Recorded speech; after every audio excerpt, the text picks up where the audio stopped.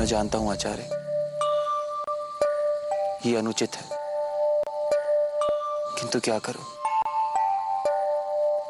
मेरे मन के किसी कोने में उसके लिए जो भावनाएं हैं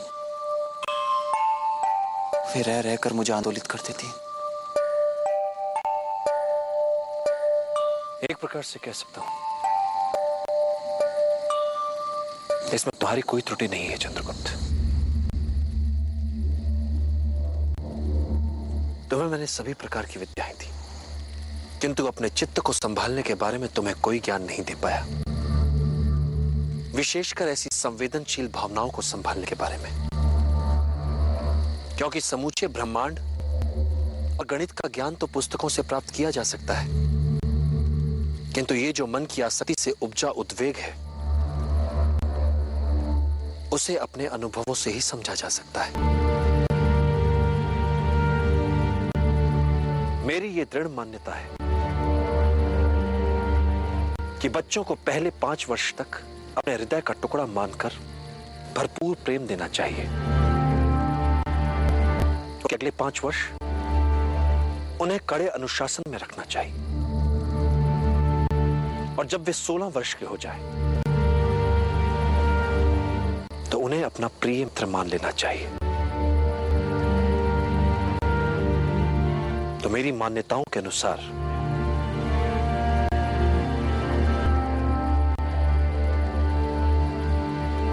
अब तुम मेरे प्रिय मित्र की तरह हो चंद्रगुप्त, और अब हृदय को समझने के लिए और उसे संतुलित रखने के लिए मैं अपने अनुभवों से तुम्हें विभिन्न मार्ग दिखा सकता हूं। तुम्हें इस समय जिस पीड़ा का अनुभव हो रहा है वो किसी भी तरह से विशिष्ट नहीं है, किंतु तुम्हें लगता है कि तुम्हारे हृदय में झंझावात चल रहा है।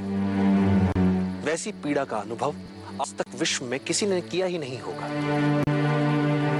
किंतु ये एक साधारण सा आकर्षण मात्र है, एक पुरुष का एक स्त्री के लिए आकर्षण। यदि इस आकर्षण और इस आकर्षण के प्रभाव को न किया गया तो इसके भयंकर दुष्परिणाम हो सकते हैं।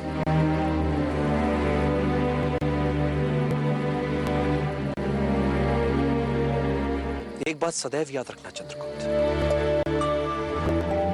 आत्मिक ज्ञान से बड़ा कोई आनंद नहीं, कामुकता से बड़ी कोई व्याधि नहीं, और शारीरिक आकर्षण से बड़ा कोई शत्रु नहीं। क्या आचार्य, एक स्त्री और पुरुष का मिलन कोई बुरी बात होती है? कदापि नहीं। एक साधारण व्यक्ति के लिए यह सामान्य होगा, किंतु जिन्हें महान बनना है, जिन्होंने अपने लिए एक महान लक्ष्य निर्धारित किया है, उनके लिए घातक होगा, आत्मघाती होगा। जिसके मन पर प्रेम, आसक्ति, आकर्षण ने डेरा जमा रखा हो, वो व्यक्ति अपनी सत्ता और शक्ति का निष्पक्ष रूप से निष्पादन करने में असमर्थ हो जाता है। फिर वो अपने ही पूर्वस्व काया भर रह जाता है। वो सदैव असुरक्षा की कुंठा से पीड़ित रहता है। ये सब किसी किसान, किसी व्यापारी, किसी पदाति सैनिक के लिए सामान्य हो सकता है, किंतु जिसने अखंड भारत के सम्राट बनने का लक्ष्य निर्धारित किया हो, उसके लिए प्रेम, आसक्ति, कामुकता उसके पतन का कारण होती है।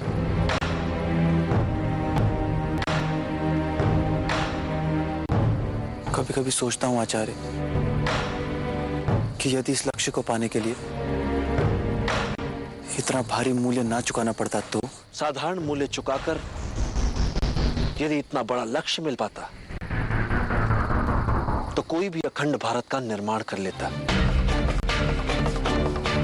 फिर ना तो किसी चाणक्य की आवश्यकता होती और ना ही किसी चंद्रगुप्त की।